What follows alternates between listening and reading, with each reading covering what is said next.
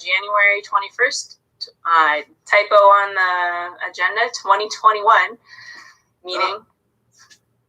I assume, yeah, I didn't open the wrong one. Okay. Due to the COVID-19 pandemic, this will be an electronic meeting. If you wish to provide any input, you may do so as a video participant by going to zoom.us/J/950-338-16272, or by dialing in on the telephone at 1-888-475-4499. You may also view the meeting online on youtube.com/Ames Channel 12, or at cityofames.org/Channel 12, or on your television on MediaCom Channel 12. All right, first item on the agenda is the approval of minutes from the December 3rd, 2020 and December 17th, 2020 meetings.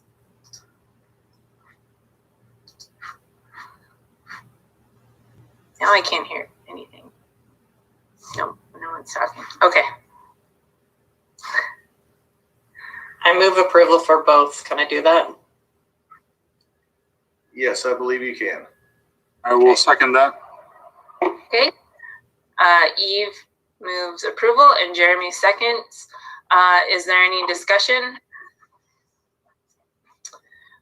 Seeing none, all in favor of approval of the minutes from December 3rd and December 17th, 2020 meetings, please say aye. Aye. Aye. Opposed, same sign. All right, seeing none, the motion carries. Next item on the agenda is the public forum and this is for public input for items that are not on the agenda. And Keith can see who's in the audience. Doesn't look like anybody has their hand raised. Okay. Maybe we just mention that if you do want to speak during public forum, there is a button, should be in the bottom of your screen that says raise hand. And if you want to speak during public forum, just click on that button and that'll show up on the screen and we'll go ahead and move you over. But I did not see any hands raised. Okay. Seeing no speakers for the public forum, we'll go ahead and close public forum. Next item on the agenda is a discussion regarding the Indoor Aquatic Center. All right, I'm going to share screen. Do you see it? Yes? Yes, you can see it. Okay.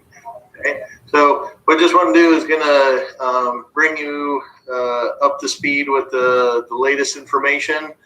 regarding the indoor aquatic center, this is public input, so we may have some of the other individuals that may want to speak. So we'll go through, this information, and then, Sarah, you can open it up for public input when you're ready, and then I think we'll have Kelly will be helping me monitor that.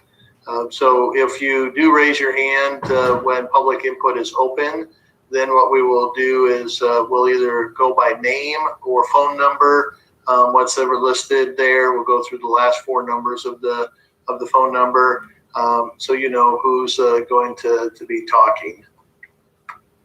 Right.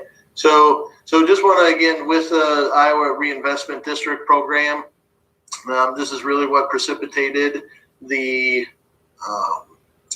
council directing staff to go ahead and do an application or put in an application. They did that in December. So this has been very quick.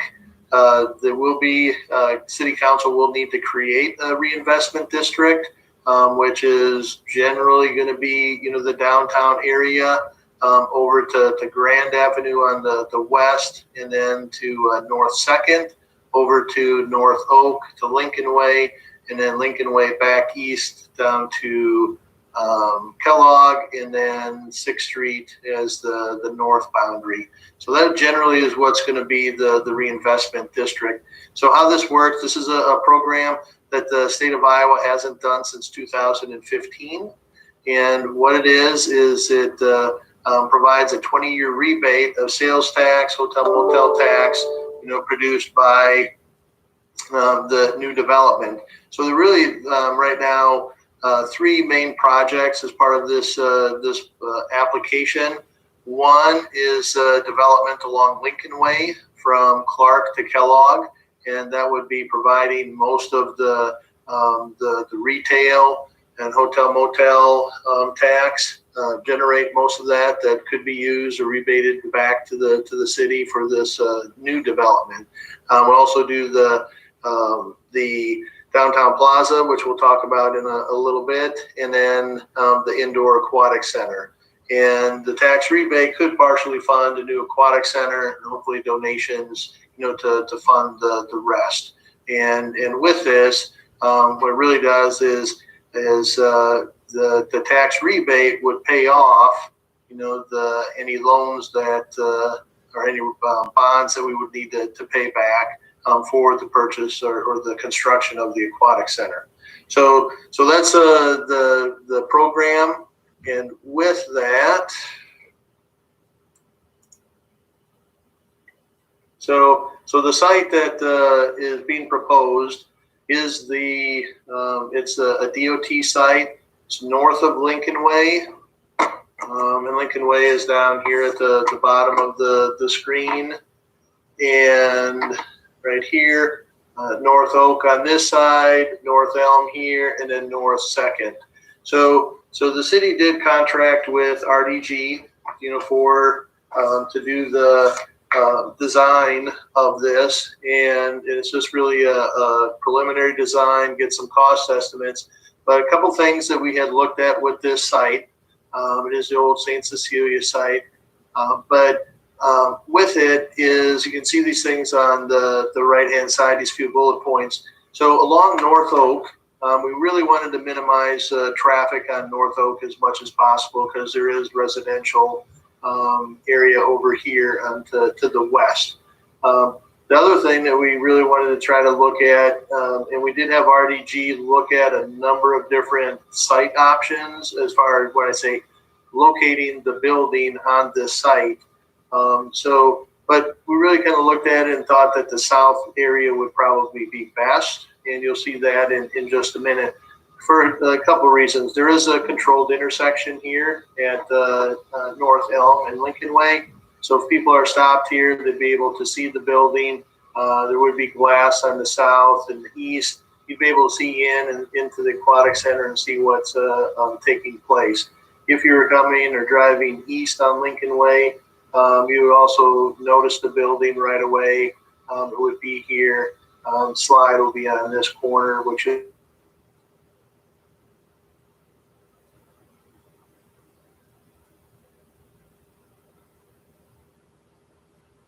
Did Keith lose his internet? Yeah, I think so. Yep. Can we see any of them? No. I can. Kelly is moving. Oh, Can you guys hear me? yeah, I can Yep. Kelly, and I see Joshua moving. Okay, I'll go. All right, Kelly, it's all on you. Not on Keith's start. But there he just exited the meeting, so maybe he had to restart something. So.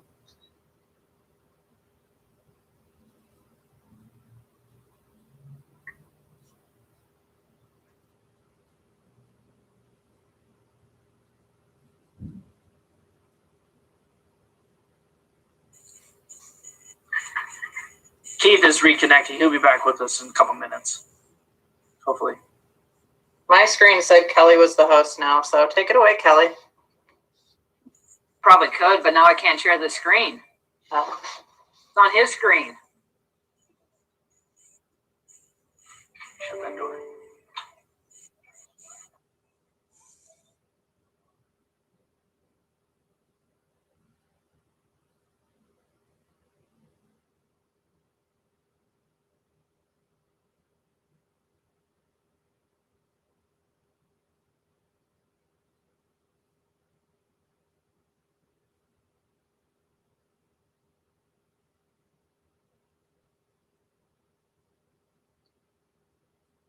Jacob, do you have in-person classes this semester? Yeah, all but one of my classes are in person. So Does it seem like more are in person this semester than last semester, or is it about the same? Just your schedule more? mine last semester, actually, all of my classes were in person. Really? I don't know what it is about, I guess, the particular classes I'm interested in, but they seem to be in person a lot. So Thanks. Yeah.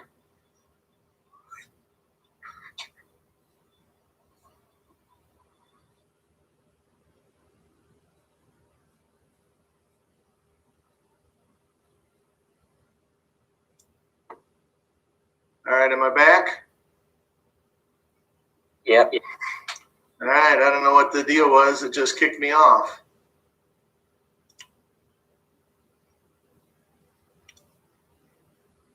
All right, do you see the screen again? Yes?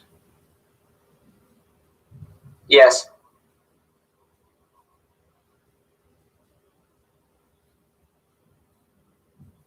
Oh, here. All right, so with it, oh. All right, a little bit of a delay. So anyways, we want to make sure that the access parking was off of the east and the north. And then also with the winter winds, if there was a way to prevent some of that information or some of that wind coming into the building, we tried to do that. There are a couple things with this site. There is a power line that runs right through here, through the middle of the site. We would actually take that and put that underground. And there are a few other things with this site that we have questions about, but not an issue. So we're really going to show you two options here. So City Council did ask staff to take a look at an aquatic center. So this first option is just that. It's just an aquatic center. It's all on one floor. You can see down here in the bottom right, 31,300 square feet. And again, all on one level. So with this, you do see there's an entrance exit off of North Elm, one off of North 2nd, and then the parking is for about 140 parking spaces is what that is. Again, the building sits in the southwest part of the site, and then you can see the with the slide coming out of the building and then coming back in. There is the bus stop, right here. So there is a walkway, up, and then you do see a little bit of it could be a drop off, right here. But the main entrance would be into the building, right here. We did look at the peak time, and we felt that probably the peak time, the most number of people that we would have in the building would be about when we have swimming lessons and we have that transition between one is finishing and the other one is starting. Felt there'd be about 164 people, in the building. RDG did work with the planning department. Planning looked at it and said 150 or 140 parking spaces would be adequate because not everybody comes separate. Sometimes there's two participants per family. There's carpooling. There's people maybe walking, biking, and so on. So they feel good with the 140 parking spaces. So as far as the building itself, with it, so talked already about the main entrance, right here, there would be kind of a lobby area, and then we would have our control desk check-in area right here. So if you come in, you check in at the desk, whether you pay daily admission or you have a pass or a punch card, then you would walk down here to the locker rooms, and I'll go through that in a little bit. If you're just here potentially just for a meeting, mom, dad, grandma, grandpa, somebody is dropping a child off for a party, these two areas right here could be split, could be just one room as well, but that's kind of a party, classroom, meeting room. So individuals, if they're there for a birthday party, could come in, get dropped off, and then they would be in there, and then when they go into the pool, there would be a door that goes in that way. So we would have two of those. So again, those could be staff training, and we could not have the divider up, could be staff training, could be used for a meeting, and so on. There is storage for those party rooms right there, and then there is also aquatic storage down here with the lap pool right here. Whibbit would be a great place to store that right there, and then other items as well. We stay outside of the aquatics.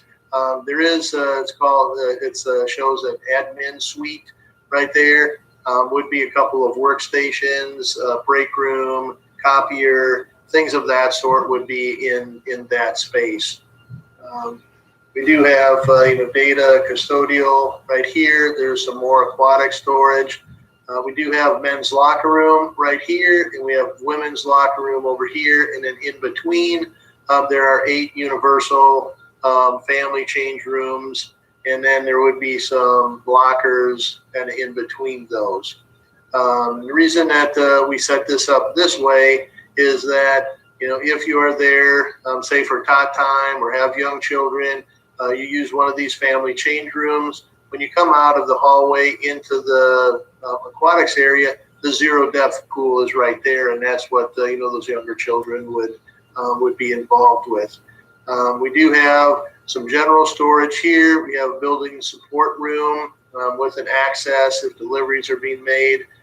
This is aquatic, mechanical, and equipment, and then there is some additional storage down here. So that's kind of all of the outside.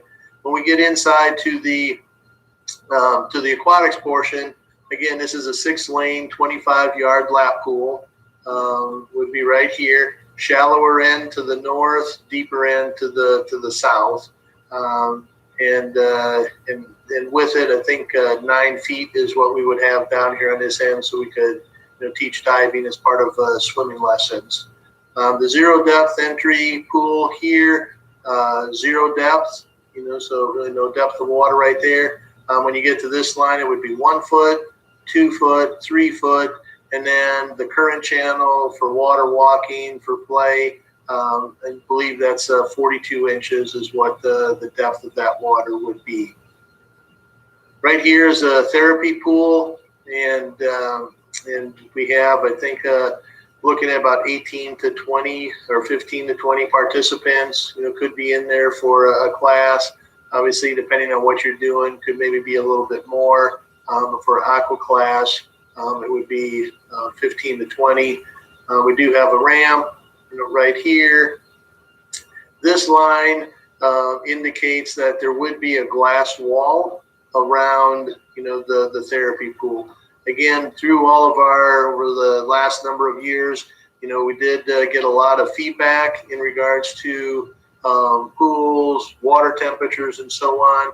And remember, municipal pool is going to be demolished 2022 in the spring.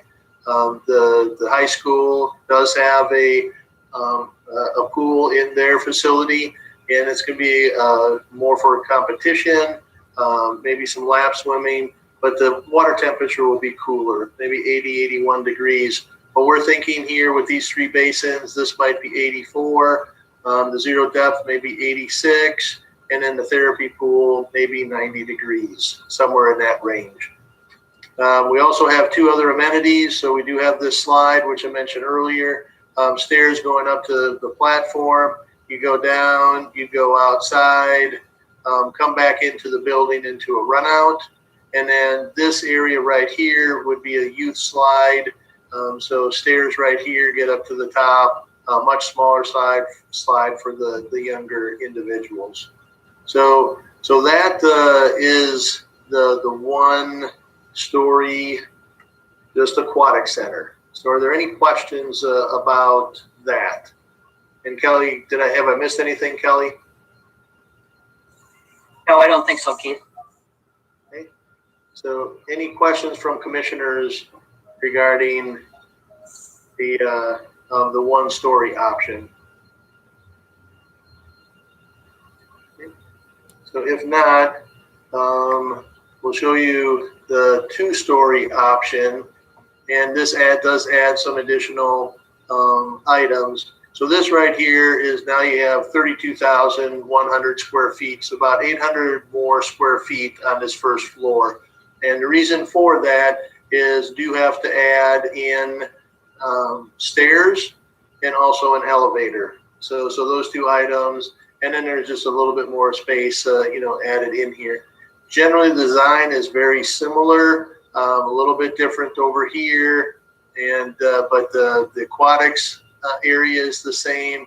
The locker rooms are the same, offices, this area over here. So it's really what we're doing is adding stairs and an elevator. One thing too is there are, I didn't mention this in the last one, but there are 2 restrooms here. Those would be gender neutral for anybody using the first floor. And also if they're here for a meeting or something else that's going on, they could use these without having to go into locker rooms. That's what we really want to avoid if people are just there for a meeting. So you can see, and in both of these options, and I didn't mention this in the first option, but it'd be the same. There are 2 areas we could expand into the future right here, and if we did that, that expansion would start taxing the parking. We would have to figure out additional parking if it was to be expanded. But you could put 2 basketball courts and some other amenities here on this side. I'm going to go back to this one here. So same thing, expansion could take place here. One other option with this first story plan is that you could, the architect said, you could actually build out to the north right here as a second floor. So you'd have pillars in here in the parking lot. The second floor would be set on those pillars. It would be prime parking in the winter time because you'd be out of the snow or in a rain event and so on. But you just have to get up to that second floor, but that would actually provide more space than what's right here. And you could put, if you did want to expand that way, you could potentially have 2 basketball courts, a walking area, and cardio, multi-purpose room, weights. So you could go out this way to the north. So there are 2 options for expanding in these 2 floor plans.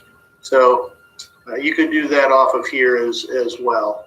So with that, the second story on this one is, you see there is a walking area, goes around this way, and the walking area on this is all to the outside of that second story. So when you come up the stairs, you come up the elevator, you do not have to cross the walking area. So that's something good. Multi-purpose right here could be split into two areas, could be used as one area depending on what the activity. There is some storage to the west side, and then there is also some data and custodial up here as well. Again, 2 universal restrooms, and then just some social area up here also. So this track right now, 9.5 laps, would constitute a mile, and then this is all open. So as you're walking, you would be able to see into the pool area below. Basically here, this would all be glassed off, so we could keep the temperature of the walking area different from what the pool area is. So 11,600 square feet up on the second floor. So What's the size of that multi-purpose area? it's 2,000 square feet. Okay.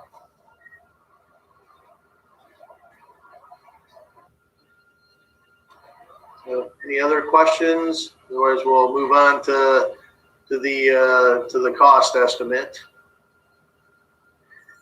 Jeremy's already smiling. So with both of these options.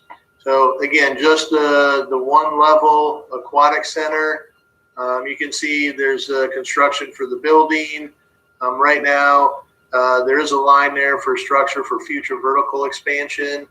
So if you wanted to expand what you see on the second floor of option 2, right now we don't have anything in there. This is number 5 down here. If you did want to plan for that, it would be an extra $500,000 just to beef up the structure and footings and so on to be able to add that later on. Stormwater, that is something that is going to need to be done on the site. Right now, if the stormwater was under the parking area, that'd be $516,000. This is some other options.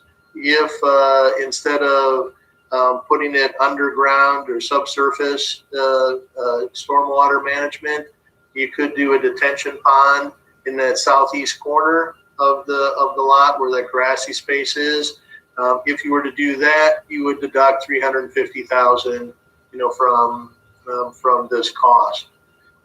If you wanted to oversize the under parking detention or stormwater management area to accommodate for any future expansion, then that would be another $150,000. If you did it for the parking area, we talked about expanding to the north, it'd be over the parking. You wouldn't have as much additional impervious space. You would have some. That would just be another $20,000. But if you did the detention on the southeast corner and then wanted to expand to the east, and you would need to go to underground storage of stormwater, that cost at that time could roughly be about $850,000. And then talked about $500,000 if we wanted to beef up the footings and the structure to be able to add a second floor. So all that said, $22,805,000 is what that is. Option 2, with the second floor, I'm not going to go through each of these line items. This over here does have, I should say, it does have FF&E. That's all your chairs, equipment, things of that sort. And a good way to describe it is your FF&E. So if you took your building, tipped it upside down and shook it, all your FF&E is the stuff that would fall out. It's not the stuff that's attached to the building and everything.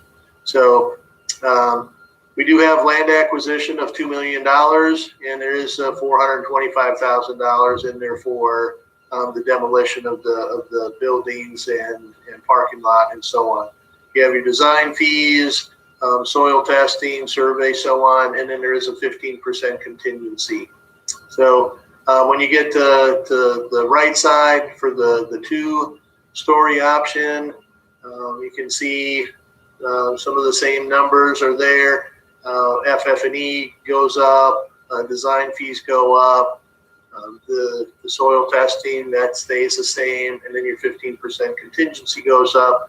But with this, that's $27,494,000. So it's about 4.7 million more to do the second story option.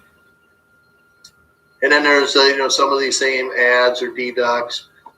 If you wanted to go back to the second story, if you just wanted to do the walking area and instead of going this way, just cut it across here, be much shorter. I think they said it might be about 20 laps to a mile. But if you did that, you could deduct $1.5 million from this cost. So those are the two costs, with it. One of the things right now, I mentioned, I think this a little bit in our last meeting, but as far as funding, so we have $2 million from the Guido Winokur estate, which council and commission has already said could be used for this project. Hoping that there would be some additional fundraising of $8 to $10 million. Even if there was $8 million plus the 2, that's 10. So either one of these, you're looking at almost 13 or 17.5 million that would need to be generated by the tax rebate program. And as of right now, not sure if there's going to be that much generated from that development. So there would need to be, council would need to make the decision of whether or not they wanted to do a bond referendum for that shortfall. So any questions about either of these two options?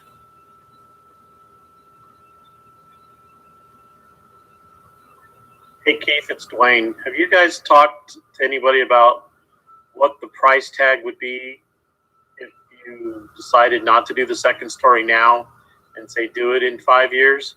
Because 4.7, which really you might even be down as low as just a couple $1 million with your contingency and your rebate of a shorter track, might be a no-brainer to do the second story right now because it could be 10 million a few years down the road. Yeah, they have not given us the what that might cost for it, but it's definitely something I can ask RDG of what it is. I'm going to guess, Dwayne, is what they generally have been telling us is they've been using about a 4 to 5% inflation rate with things. So yeah, if it was, if it's 4.5 million now, 5%, over 10 years, I can't do that quick math, but it would be a lot more than, than what it is right now.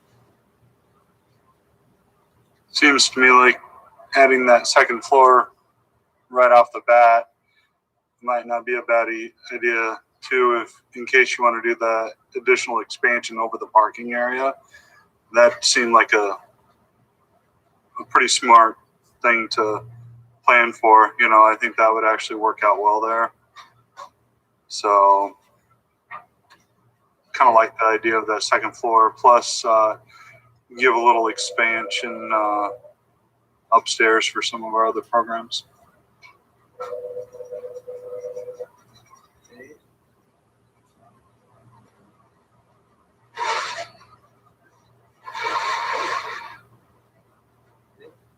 Any other questions or comments? And I don't believe anybody, any commissioners sat in on the public input or the neighborhood meeting last night. So that was a good meeting. There were maybe about 13, 15 people, that had attended. There were some positive comments in regards to they liked the location. They liked the idea of the Aquatic Center. Some of the comments, same as what Dwayne and Jeremy just shared. One individual in particular said that he felt it was short-sighted by not putting the second floor or doing some expansion right away with it. But most of the comments did talk about parking and traffic, and especially traffic on North Elm. You know, sometimes getting out of there at certain times of the day is difficult, especially if you want to go east, because traffic gets backed up. So even if you have a green light, you can't turn because there's too many cars on Lincoln Way.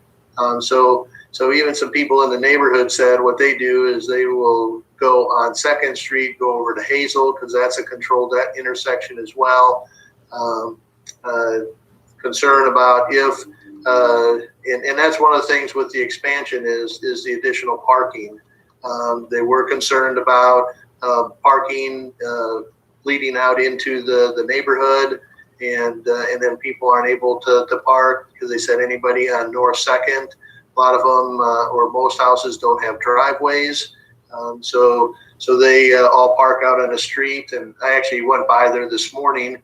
And most of North 2nd, the north side where parking is allowed, was pretty well full with cars that were parked there. So those were majority. There was affordability in regards to passes. You know, we really we've looked at things a little bit, but we don't have anything near something that we want to present yet at this point in regards to what passes would cost or daily admissions would cost. You know, we're kind of working through that.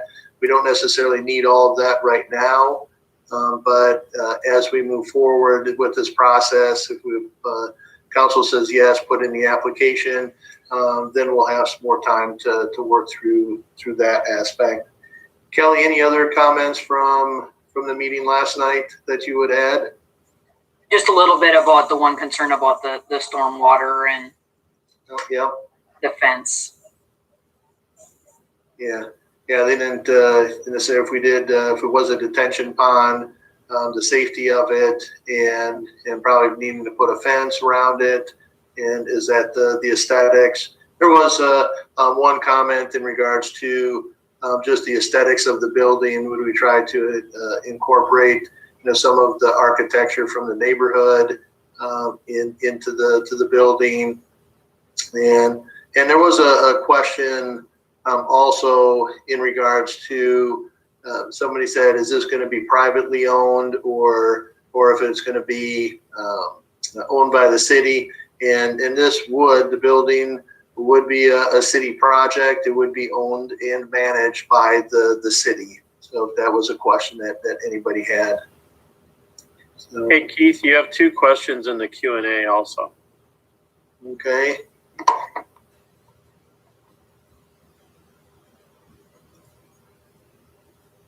All right, so Aspen, are there any plans to use solar panels on the building?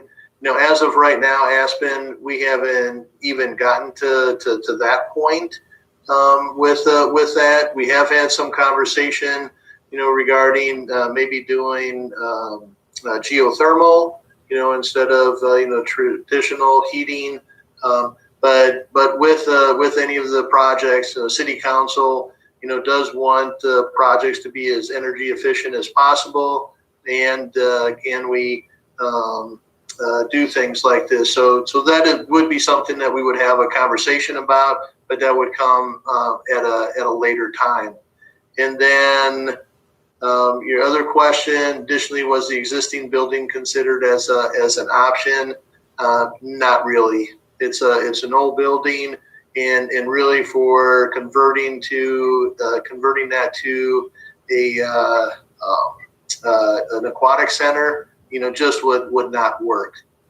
There could be some components of it that might be used for some other programming, but again, it would increase the amount of footprint on the building or on that site, we would lose some spots of parking. So really, we didn't even talk about that as an option.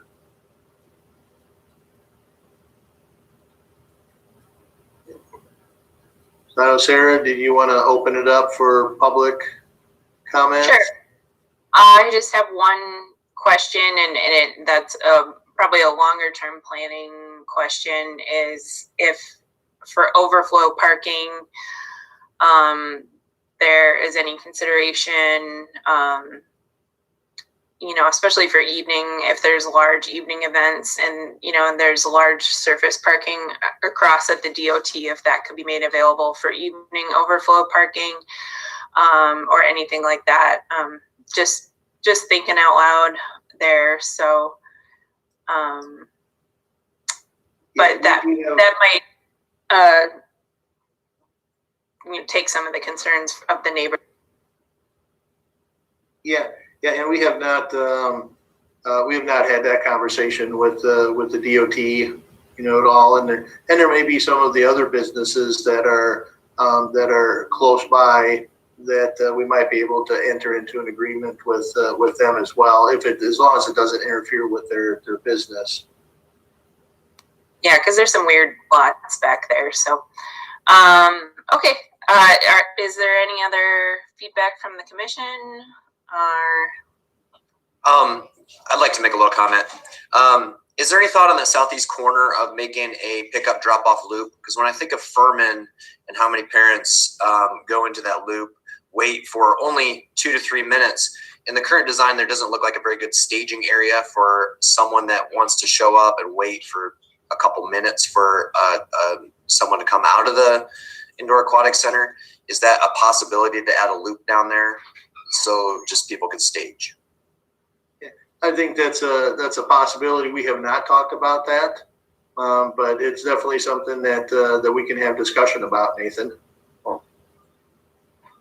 Thanks, Keith.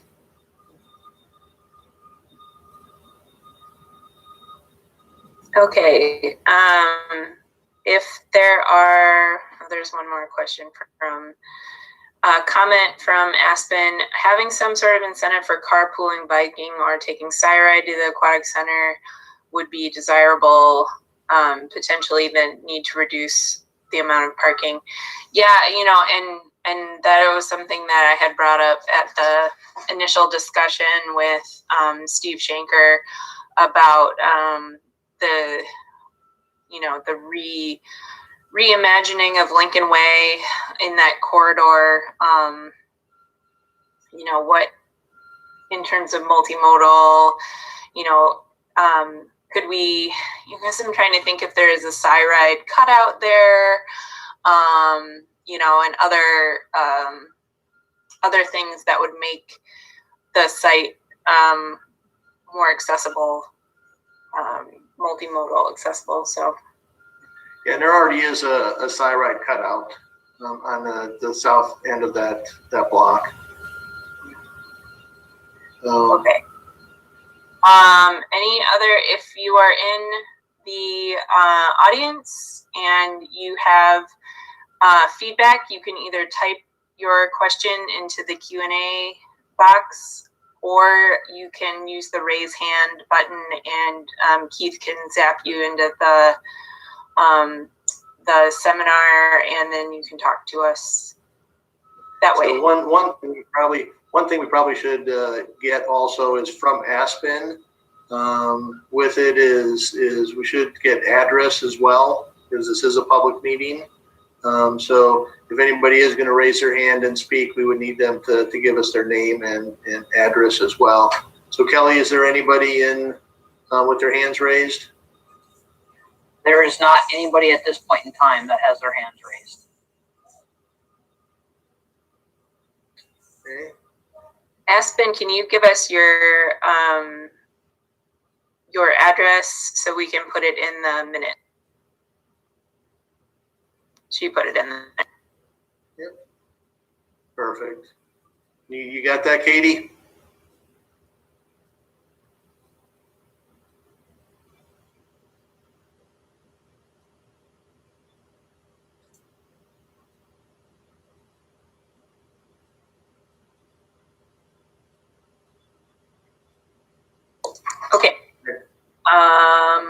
I don't have that.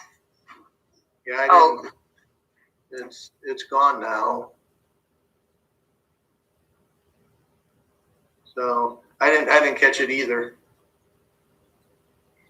Keith, if you put your filter back to answered, somebody answered it. So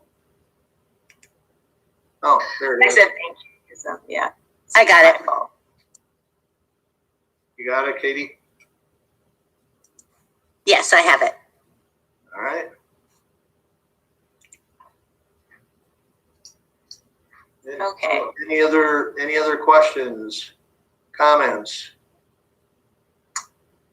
If not, the next step is what we'll be doing is we'll be sharing this information with City Council on Tuesday, the 26th, and what I'll be doing is going through pretty much the same information that I just shared with the commission. We'll share comments from the public last night. That'll be in the report that goes.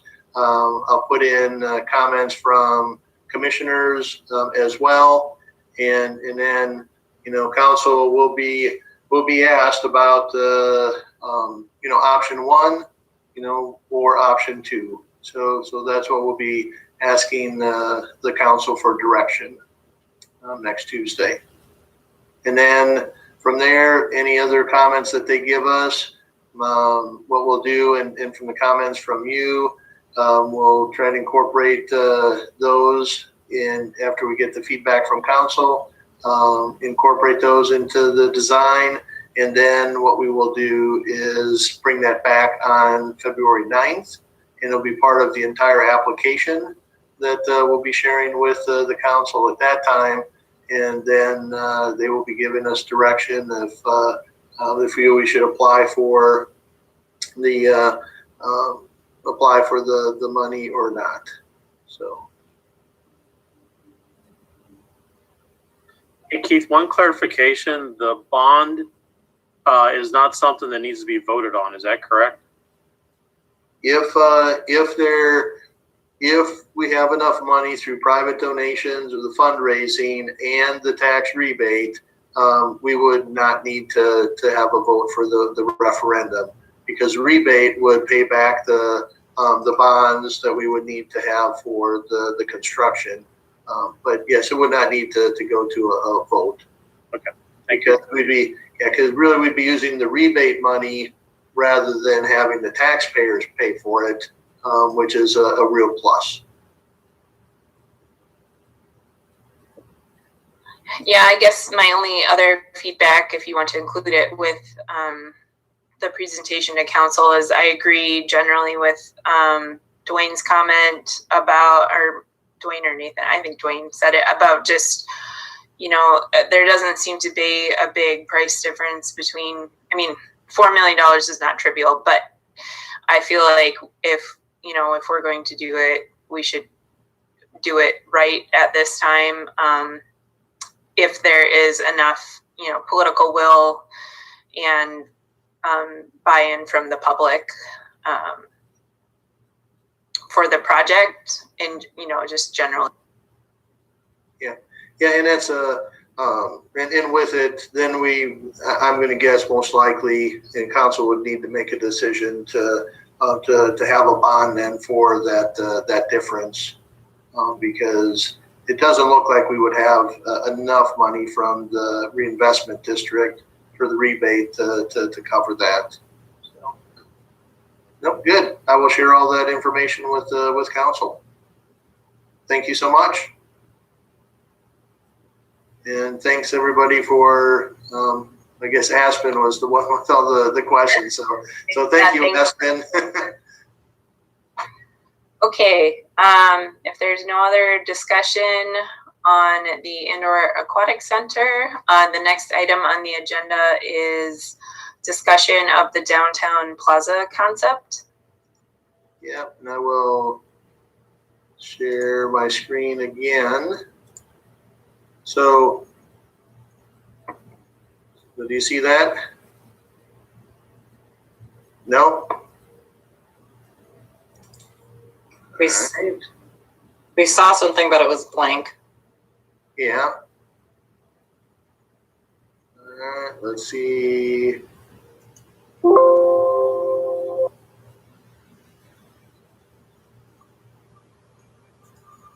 I have to step out for just a minute, but I'll be right back. Yep.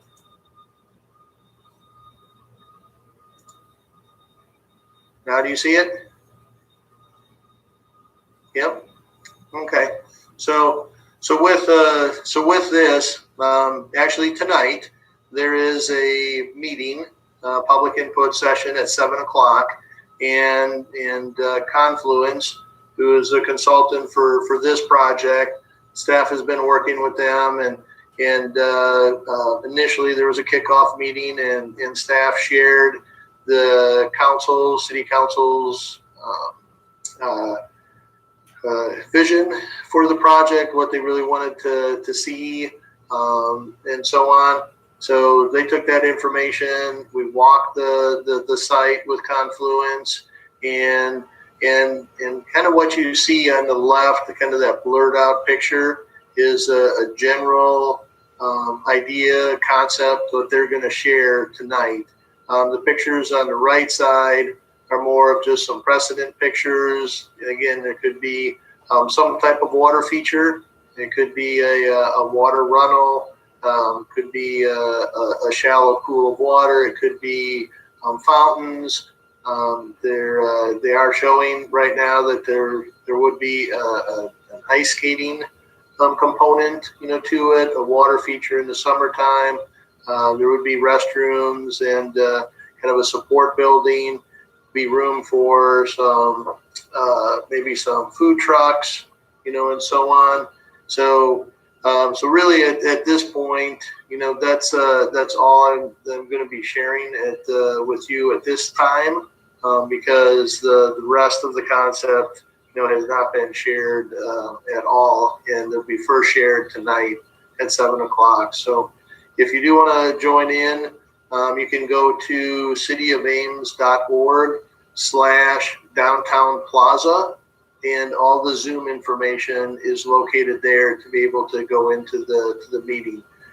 They are going to do some interactive questions. So if you do join, you could watch the presentation on your laptop, computer, but to answer some of the questions, they'll go through it with you. We did a test run yesterday and actually did it on my phone. And when questions come up, it automatically comes up on your phone. You just select your answers, submit, and then you'll see real-time answers on the responses on the screen.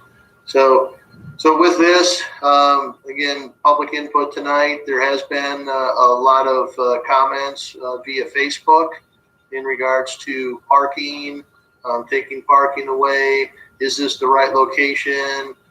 Should we even do it? Should it be down on Main Street? Should there be a ped mall? So there's been a lot of feedback on Facebook already, and anticipating that we'll get a lot of that, tonight as well. So, any questions about this? So Keith, it would be managed by Parks and Rec, is my understanding, but this is sort of the council pushing for this idea outside of the regular Parks and Rec CIP process, or? Well, this project is part of the CIP. I had sent the CIP to everybody, commissioners on Monday or Tuesday, and then presented that to the council on Tuesday. So there is a page for this project, and with it, so it's part of our CIP. Right now, actually, Kelly Beekman from Planning and Housing is leading this, because with two projects like this, we just didn't have enough time to do both of them. So he's been kind of leading and been the main point of contact with Confluence. But once it's all said and done, it would be managed by Parks and Recreation.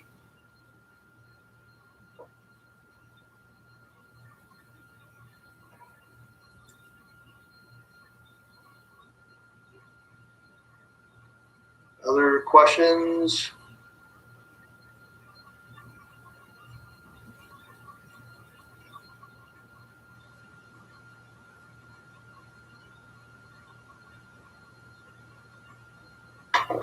No? All right. This one almost seems more hot button than the Aquatic Center. It's a lot more ideas. Yeah, you're exactly right. And I met with the city manager this afternoon, and I mentioned the same thing.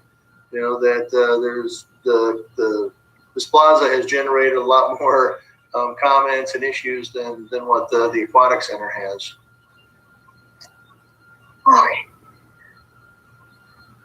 Okay. Okay. If there is no further discussion on the downtown plaza, again, if you're watching at home, it's a public input meeting at 7 o'clock tonight. Yep. And that information is on the City of Ames page. So, okay. Next item on the agenda is a staff report regarding the 2020 Homewood Golf Course season. Yep. So we actually need to bring Nate in. So Nate Peets, who's one of our recreation managers. Unless, did you already bring him in, Kelly? I have not brought him in. That. Okay, I've not seen him. Nope, I'm on the wrong one. There he is. I'll bring him in. So we have Nate Peets, who's a recreation manager, and there's Nate. Hello. He is our Homewood Golf Course, and then also admissions concessions at the Furman Aquatic Center, and then a few other things. So Nate, and then Pat Wienia wasn't able to make it. Pat Wienia is our turf maintenance supervisor. So Joshua is going to be, sharing information from the course maintenance aspect. So go ahead, Nate. All right, nice to meet everyone there. Just a little background about the Homewood Golf Course. It's just a 9-hole, roughly 2,300 yards from the farthest tees back there. We had a couple challenging goals of 2020. The main one was to provide a safe environment for patrons and staff to enjoy physical activity during the COVID-19 pandemic. So that was our first big one. And our second one was to maintain a quality golf experience and high expectations for our staff members there. So overall, it was a very successful season, and excited for the next one. But some of the safety precautions that we took at Homewood were during the season, a lot of the golfers would check in over the phone, and they'd pay with a card over the phone or check in if they were a pass holder or a punch card holder.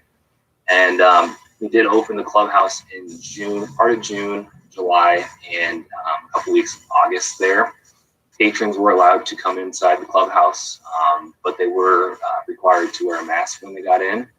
And also they would have to swipe their own credit or debit card when they were completing a transaction there, just so we could help keep the staff safe and not have to touch as many things inside the clubhouse there.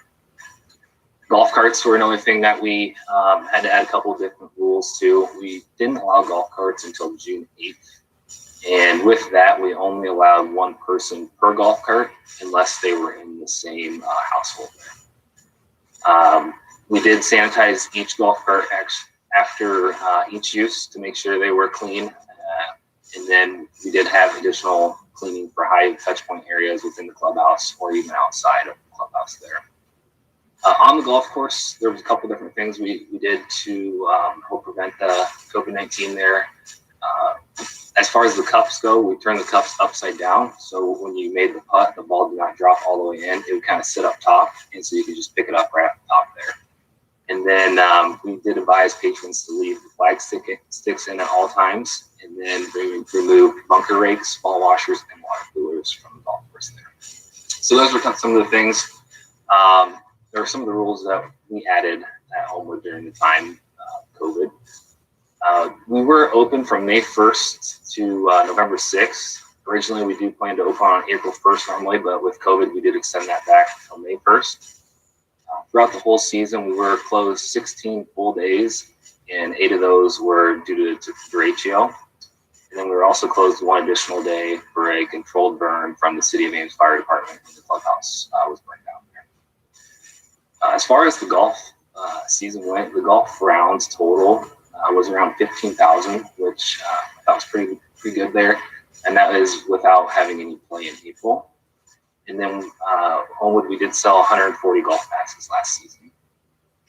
Throughout the year, we do have 5 leagues in total. So there is a ladies after work league, couples league, a youth league, city league, and a Homewood ladies league. Out of all those leagues, staff does operate 3 of those. That would be the ladies after work, the couples, and the youth league. And then the other 2, which would be the city league and the Homewood ladies league, they manage their own assignments and matchups and do all that themselves. But all the leagues that we do have out there, they do focus on socializing and just having fun. So we do also offer lessons through Vinker Golf Course there, and in total for youth and adult, we had 50 participants last year, and we do have a winter session that is going to be starting up in February, and we do expect that to be full here. Some of the recommendations that we do have following or for the next year here will be attracting new user groups for the golf course for outings. With having a new clubhouse and having a community room that will be able to fit a large amount of people, getting bigger groups out there to enjoy the golf course and then maybe come in for a meal or a meeting, whatever that might be. So staff is working on creating a flyer and getting rates for that to get advertised out to different businesses, fraternities, sororities, a little bit of everything throughout the town. Also hosting special events is going to be a recommendation. Special events can be on the golf course, whether it might be a night golf tournament or a best shot tournament on a weekend. And then also looking into maybe having the clubhouse host a couple of special events, whether that's in the wintertime or in the community in the summer. We're kind of investigating different ideas to utilize that space. Another one of our recommendations, communication has been typically face-to-face, social media or phone calls. We're going to investigate and make sure that's the best option. But just from our survey that we sent out, the users really appreciate the ability to book tee times online and to do a lot of it remotely from their home. So that's a big plus there. And then just making sure we are attracting new golfers as we can.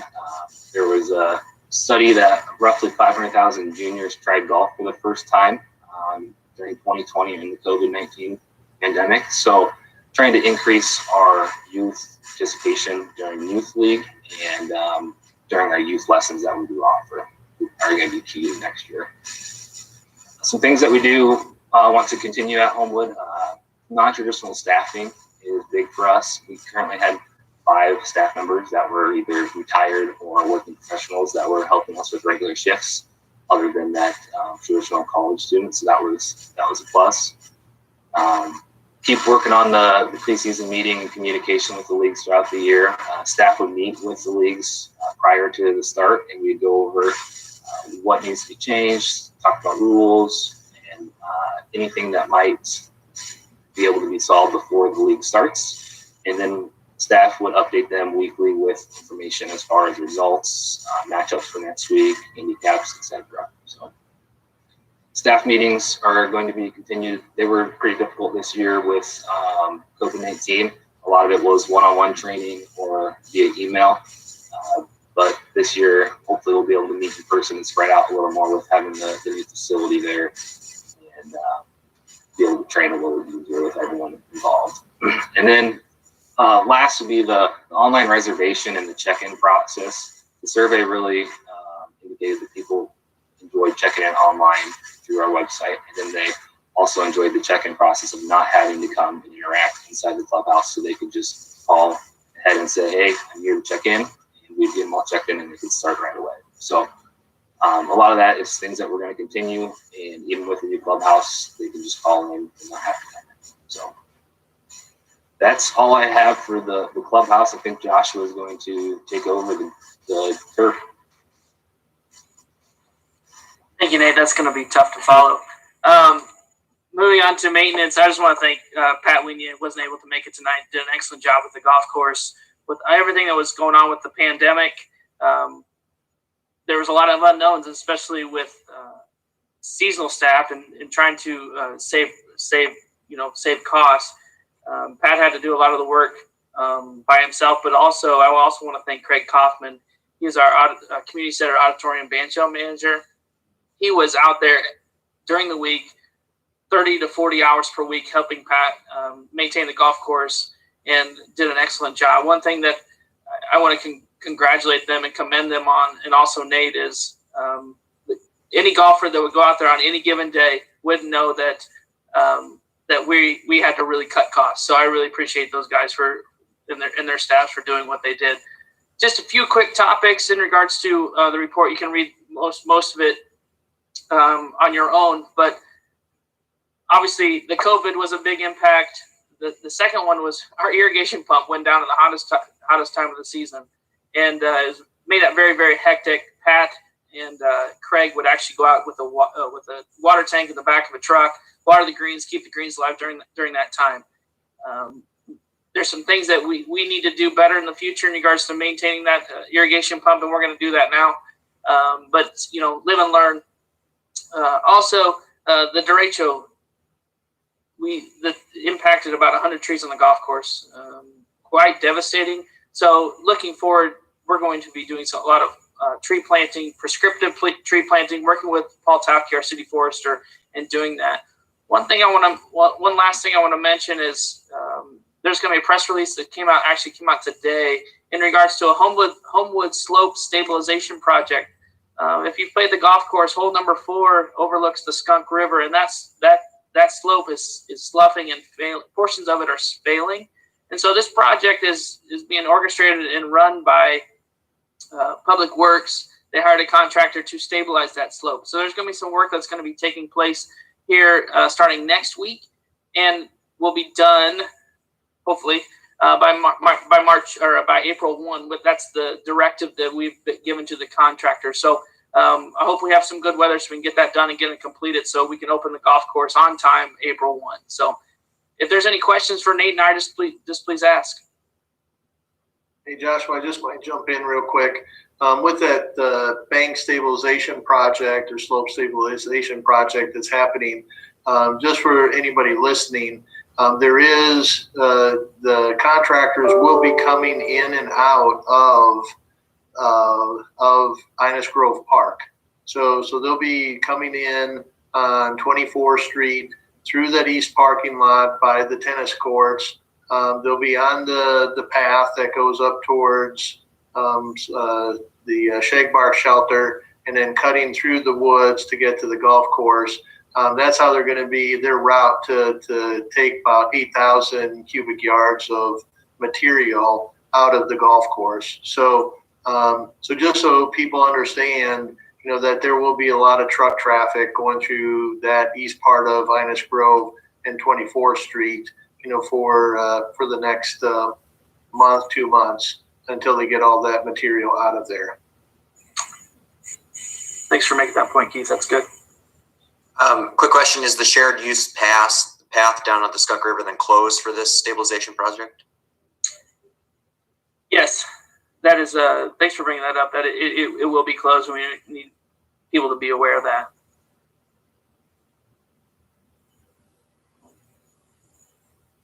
Now, Nathan, directly below the hill that is closed. You can get back to that site, walk back there.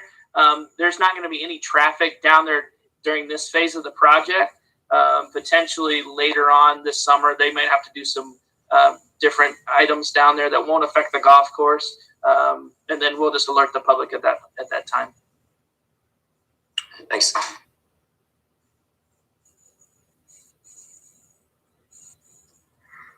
Okay.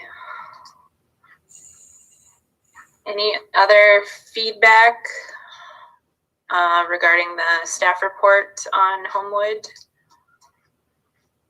Thank you, Nate and Joshua, for that. Lots of information. So looking forward to next year. When is the clubhouse later to be done. So that'll be exciting. So, okay. Next item on the agenda is the fiscal year 2021-22 budget. All right, I'm going to share a screen again. All right, you guys see that?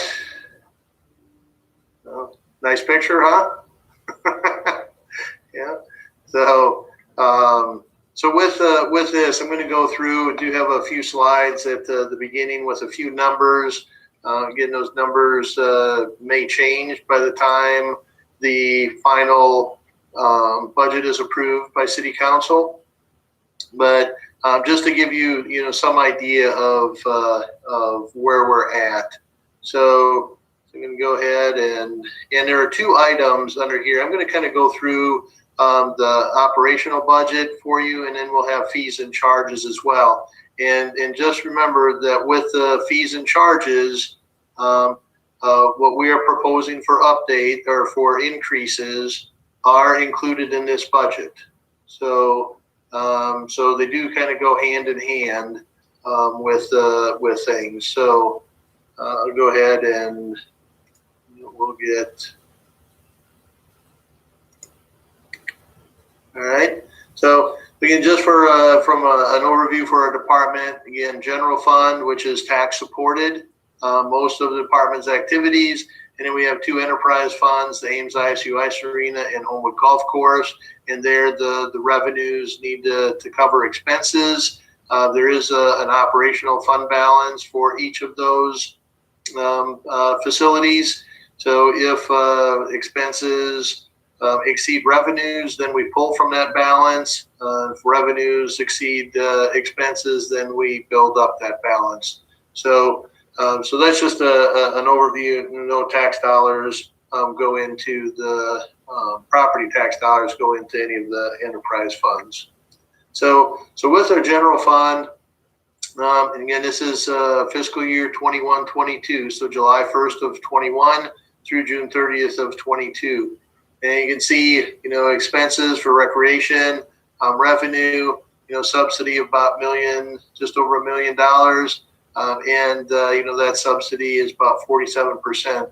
On the park side, there about just under $1.5 million subsidy, and it's about 94% subsidy, which is generally about what it is for parks. Recreation is generally less than that because we bring in a lot more revenue than what we what we're showing right here. So with it, you can see the totals down on the bottom. We're anticipating a 66% subsidy. Generally, we're right around 58, 59, 60 is what our tax subsidy is for the general fund. As far as Homewood, you can see expenses, revenue, and you can see revenue doesn't quite meet the expenses. So we are pulling or anticipating pulling about $11,000 from that fund balance, and the unreserved fund balance is $104,000. So we're in good shape. That's what it will be at the end of 21-22. And with the Ames ISU Ice Arena, you can see there revenues less than expenses. Generally, that's not the case. And as we were putting this budget together, I should mention that obviously we have pre-COVID, we have COVID, and then we're going to have post-COVID. And we're hoping, we're still going to be kind of hopefully when we get into the next fiscal year, kind of on the downside of COVID. Hopefully, we don't know that yet. So when we built this budget, we kind of built it somewhere in between what we're currently at and somewhere where we were pre-COVID. We didn't think that we were going to get back to pre-COVID numbers right away. It's going to take a while for people to be comfortable coming back for programs and so on. So we're somewhere in between those two numbers with this. So you can see with this, we'd be pulling $27,000 from the Ice Arena Fund support. which at the end of 21-22 would leave us with just under $50,000, which, that's if everything goes like we have it planned. That's hopefully ISU is, the intramural program is going to be, doing things again next year and so on, and bringing more revenue in. But that's where we're at with the ice arena. So pandemic, you can see, obviously an impact on participation, and we could go through a lot of different numbers with you. We don't have those all in here. We've shared those along the way in regards to swim lessons and other programs. We're down in our adult sports. We're with volleyball, less teams, youth basketball, less teams, just everything. We're down in participation. That obviously impacts our revenue.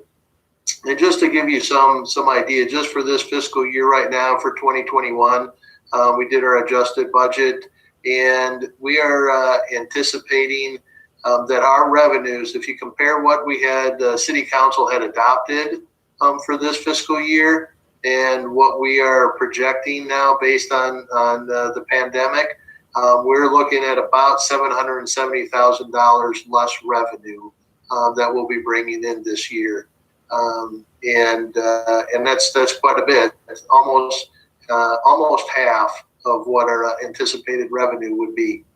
Now, on the flip side, we have done a lot of expense cuts and tried to keep our expenses down. Obviously, if we're not running programs or we're lower participation, that does save us some staff. Our expenses right now, we're projecting will be about $711,000, less than what was adopted for this fiscal year. And with that means that we would be needing $57,000 more dollars in tax support for this fiscal year. And that's what will be presented to City Council on February 3rd. That's when Parks and Recreation will be presenting to City Council. So that's the impact on revenue and expenses that we have. I thought this was just interesting statistic as well. The impact on our part-time staff. Generally we have about 475 staff. That's the number of W-2s that we're sending out at the end of the year. In 2020, 272. So we just didn't hire nearly as many staff as we have. And a lot of it is the summertime. With Furman not being open, we didn't need to have all those lifeguards and cashiers and so on. And with a lot of other programs, we're not hiring as much staff as well. So that is an impact, throughout our whole budget. So fees and charges, and we'll get to that in more detail. But 31% of the activities are experiencing an increase. Ice arena, ice rental rates are going up 5%. Furman Aquatic Center, we're not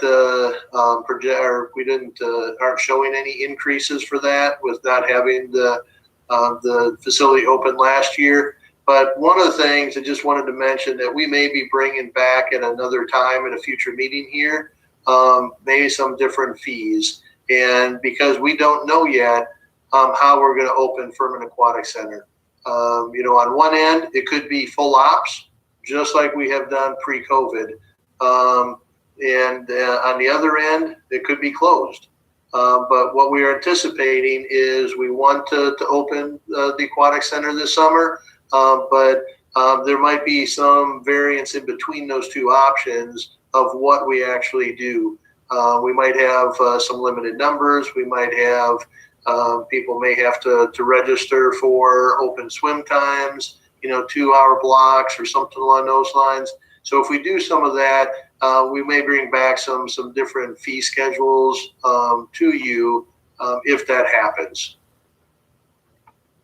Homewood, green fees, so daily green fees, we did that will be an increase of $1 per round. Nate and Kelly did do some comparables with other courses around the area, and we felt that that was a good thing to do. And in season passes, those increases vary. As far as department projects, a couple of them that we've already, showed, splash pad we've been talking about for a long time. We'll be getting that rolling here, and then the inventory and transition plan. We've talked about that before as well, and we'll be getting that done. And this is just a few of them. Obviously we have a lot of CIP projects and a lot of the other initiatives that we try to do throughout the course of the year. So we get to instructional. We did want to try to do something with the Miracle League this past fall, and obviously COVID that didn't help, and then a little bit of delay with opening of the Miracle League field and the inclusive playground. But we are looking at doing something this spring, hopefully. So that's what we're going to try to do, and we will have youth and adult leagues with that. So you will see a few of these things. So Ames Tribune has their Best of Story County. Our youth dance program was named a finalist for 2020, which is kudos to Ben and all of our dance instructors that do it. And the kids are just adorable in that picture. So one of the other things that we did, and we had shared this, Kelly headed up what we called Park Appaloozas. And what it was is with a variety of departments. Here you can see individuals from the fire department, police department. You got Kelly and Ben from Parks and Recreation, and the library was involved at times too. And what they did, Kelly and then a representative from the other three departments put together a schedule and went out to various parks and tried to do some activities as best we could, because a lot of the programs and with Furman being closed, there were some water activities that they did as well. So aquatics, municipal pool lap swimming has been a real hit, during the pandemic. Jill Burt, our aquatics manager, has done a super job of trying to plug in as many lap swimming times as possible, and that is going really well. And then we already talked about opening Furman to some degree in 2021. So Ruth Lee is going to be a new member of our department. Ruth is it's basically an aquatics dummy, and it does have weight to it. You can see use it for training purposes. A lot of times we train with individuals going in and saving people. But what this is, we can throw Ruth Lee in, and we can use it for training. You can see up in the upper right, guard rescuing, and then you can still use her for backboarding exercises and so on. And I think Kelly told me that you can actually do some other things. Can you do CPR on this as well, Kelly? I'm not sure if you can, Keith. Okay, so it's more so from a rescue aspect is what. So we'll be getting Ruth Lee on board as well. So again, gold level swim provider, 3 consecutive years, over 1,000 swim lessons provided in fiscal year 19-20, and we'll see what they're going to do with 2020 for their awards. But I'm going to guess they'll probably alter it in some level. So with the auditorium, you've seen maybe some live streaming. We did some things with municipal band this past summer, and Craig Kaufman, our auditorium and band shell and community center manager, is doing a variety of things. There was some money available through a grant program, and we did qualify for some money, so we did purchase some equipment that we needed for live streaming. So we were able to get that equipment through that grant, and did not have to use some of our other operational budget to do that. So kudos to Craig for securing, I think it was about $5,000 we were able to get through that grant program. Virtually Anywhere concert series, live from the Ames City Auditorium. Thursday nights, there's one tonight. at 7 o'clock, and it'll go through the end of March. Craig has, got a variety of music, different artists that are going to be doing this. It is a free activity, but you can. We do have tickets for sale, and if you purchase a ticket, what we'll wind up doing is doing a revenue sharing with the artists. So again, kudos to Craig for doing that. We auditorium fees, just a few things there with it. So bandshell lighting upgrades. I think we might have showed these pictures to you before, but that project is complete. LED lights are in. If you go by there at night, we do have lights on, different colors, at times. And again, it's also helps from the safety standpoint with the lights on, because at times we do get people sleeping up on stage and create a mess and so on. So this eliminates some of that as well.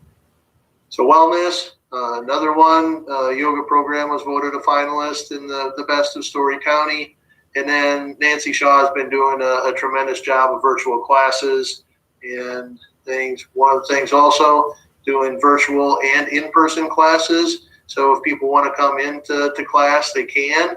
But you can see that this instructor is also broadcasting out as a virtual class, so people could be at home as well. We do have some outdoor classes. This was very popular, and we even had an outdoor class in December that with I think 14 participants, if I remember right. So people are really enjoying that, and as soon as the weather gets a little nicer, we'll be doing a lot of outdoor classes as well. And I'm going to guess this will probably be around for a while. I don't think it's going to go away because it has been very popular. And then we've talked about the park tour before. Just using your surroundings, and we did have some different classes, 35 and over, 60 and over as well. The big one for Best of Story County is Homewood. Was voted the best golf course of Story County in 2020. So really, again, kudos, to Nate and really to Pat and all the staff that work on the course. Been a great thing. So new clubhouses opened to open this year, April 1st, like they had mentioned. Will be a year-round rental facility. We have incorporated some rental fees and some additional expenses into the budget. And with the information we sent out with the fees, there is a fee schedule for the Homewood rental fees. And then special events, I'm not going to touch on that. Nate already talked about that a little bit.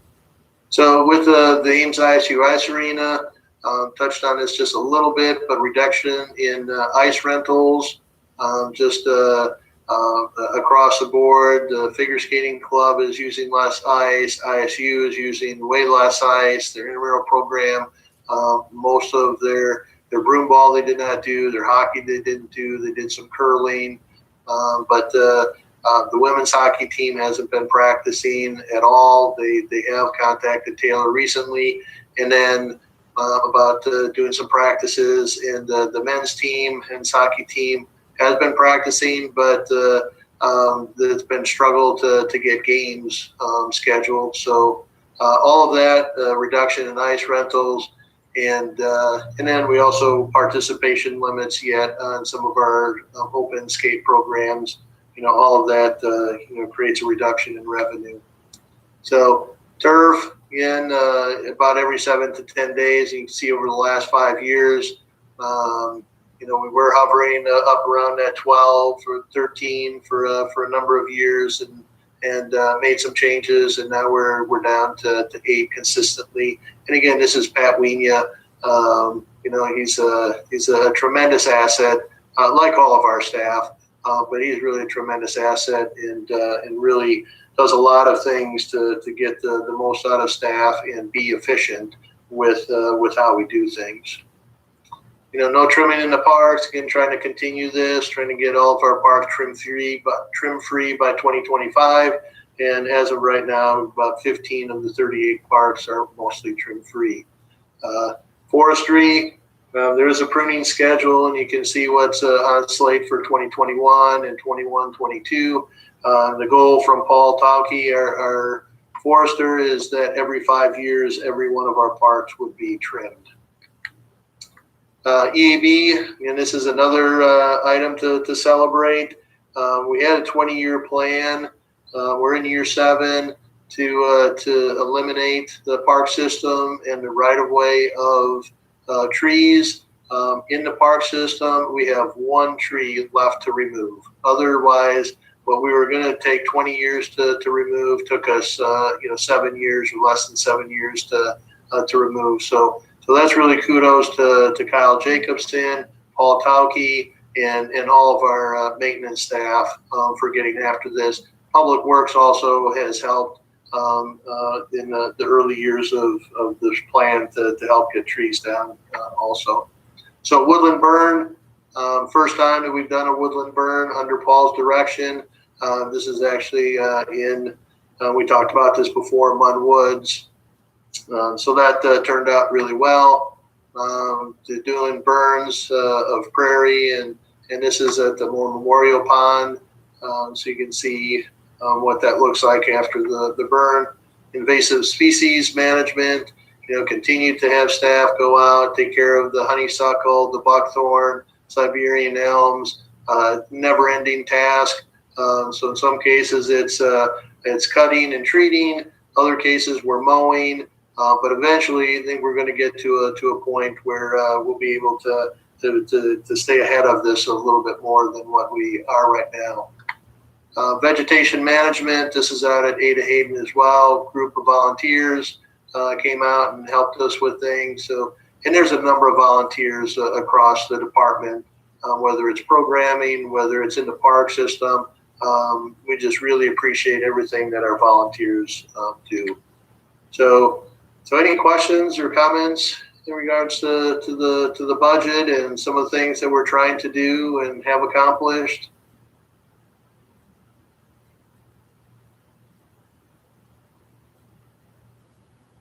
If not, in your packet of information that was sent was the fees and charges. We kind of already highlighted some specific facilities, what the things are, but again, about 31% of the programs will experience. And even given, question may be, hey, given the pandemic and people not working and so on, is it a time to raise fees? We had long conversation about that, and in the locations or the programs that we're raising fees, we feel that it is appropriate, that it's not a burden.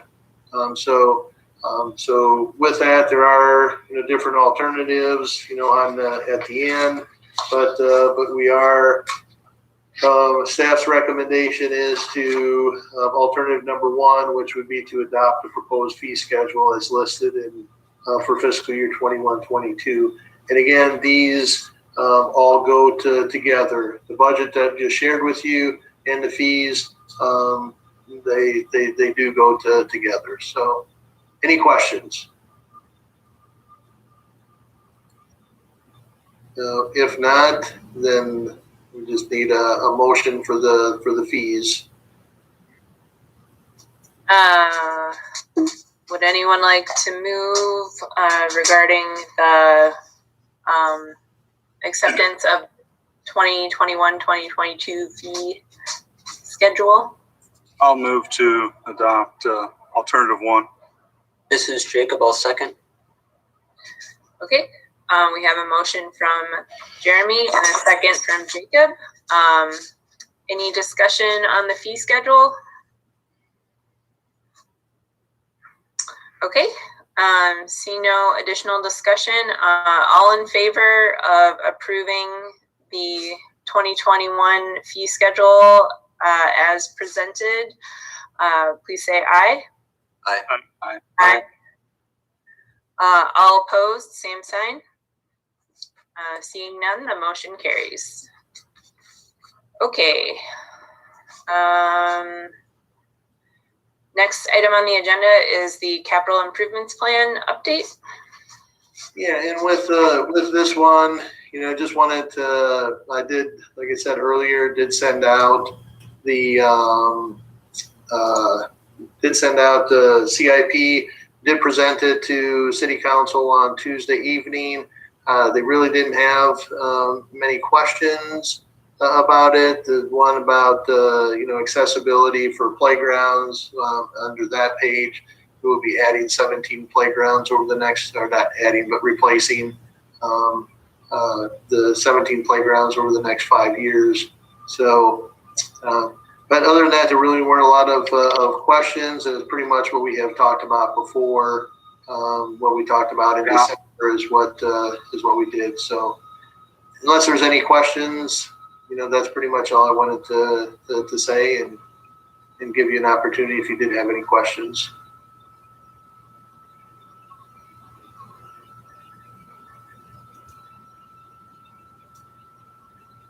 No. None? No questions?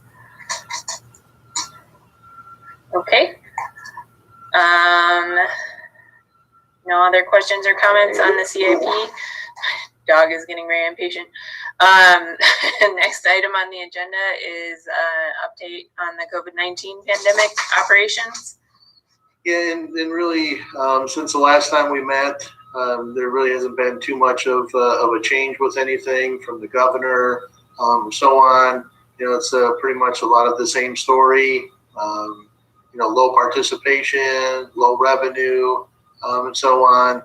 I think one change that would mention is we did meet with AMHA executive board last night, which is the Ames Minor Hockey Association, and we have been at the ice arena 2 spectators per player, and we are going to go to 4 spectators per player, so increase the number of people that can come in and watch, and then a few other changes that we'll be making at the ice arena as well. So.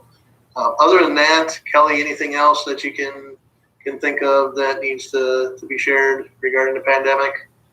No, I mean, the only thing I would add is we have added water walking at Municipal Pool as an option for people. I think right now it's on Monday and Friday mornings from 9:30 to 10:30. So just trying to do other programs to get people out and active. And obviously we can still socially distance in the pool with the water walking. So I'd encourage people, if they're interested, to look on our website, www.amesparkrec.org.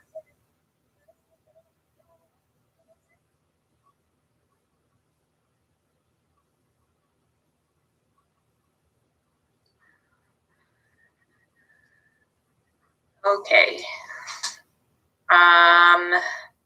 Next item on the agenda is a motion to hold the March Parks and to hold the February Parks and Recreation Commission meeting virtually or in person.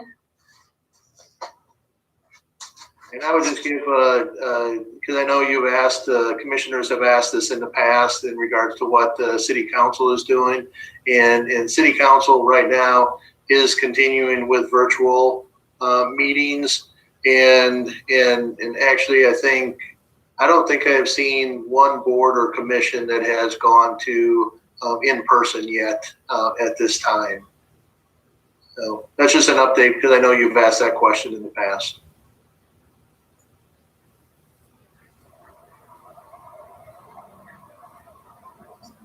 This is Nathan. I'll move to hold our next meeting virtually. This is Jacob. I'll second. Okay, we have a motion from Nathan and a second from Jacob. Any discussion?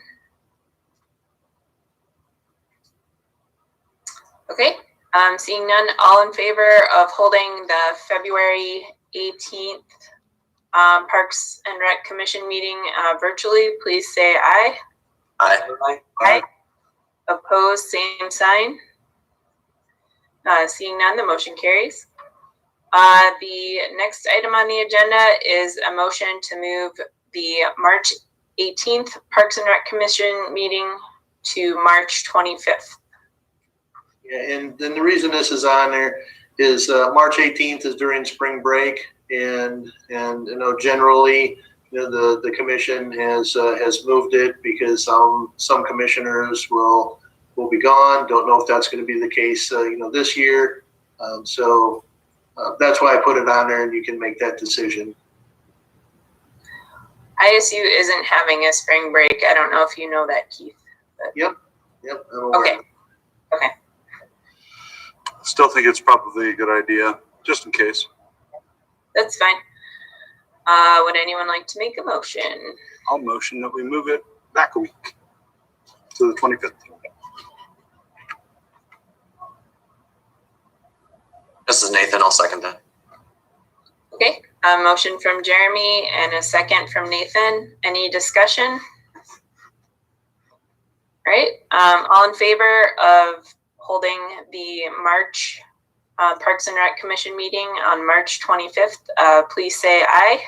Aye. Aye. Opposed, same sign. Seeing none, the motion carries. All right. Next item on the agenda is project updates.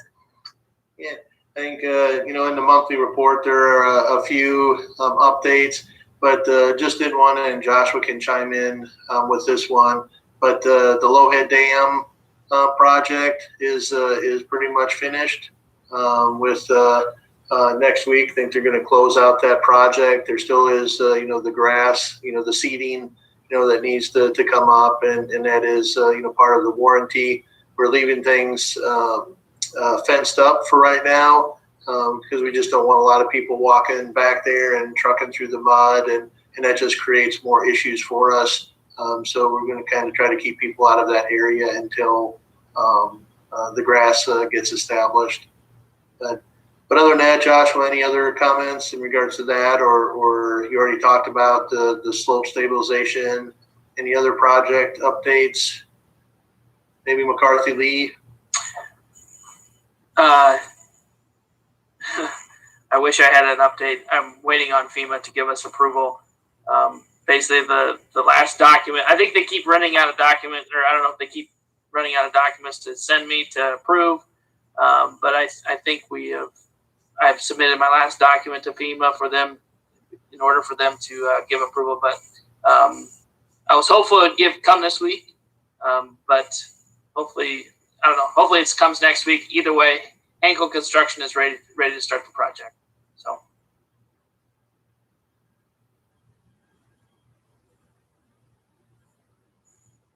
Okay. Thanks, Joshua. Hopefully people are back at work this week. I don't know. So, okay. Next item on the agenda is a monthly report. The only thing I would mention is the new fitness session starts on Monday, February 1st. Like we've mentioned, we have in-person classes, we have virtual and recorded classes. So I would encourage folks to take a look at our website for fitness classes. We are also taking some registrations still for our youth dance and gymnastics programs, which start Saturday and then into next week. So www.amesparkrec.org. And on the park side, I just want to highlight two things. We have groomed the cross-country ski courses a couple of times. So I want individuals to be aware that once it snows and snows enough, we post on our Facebook page, Twitter page. Also, we post on the city website. When we have groomed that's been very, very, very popular. We've received a lot of good comments in regards to that. Also, the two outdoor ice rinks at South River Valley Park, one is specifically set aside for hockey. The other one is set aside for open skate. I just want to thank Dave Flory from AMHA. He maintains that on he gives me a text almost on a daily basis. I just really thank him for doing what he does. We've had a lot of great comments about that. Those are being used very heavily. So they're out there for people's use. Go use them. Great way to get outside. Yeah, we were at Car Park a week ago, 2 weeks ago, and I had never seen so many cars in that parking lot, and everyone was pulling their ski boots on and off, and I was really amazed. So that's great that's getting used. So that's why we do it. Yeah, it's awesome. Okay. Any other monthly report? Okay. Next item is any commission member comments. I guess I made my comment. Yeah, I just, we try to go to different parks on the weekend, and even with the colder weather, the trails are still busy. Skiing is busy, the rinks are busy, and it's good to see people getting outside with, limited options available for recreation right now. It's great that we can accommodate so many different, people. So,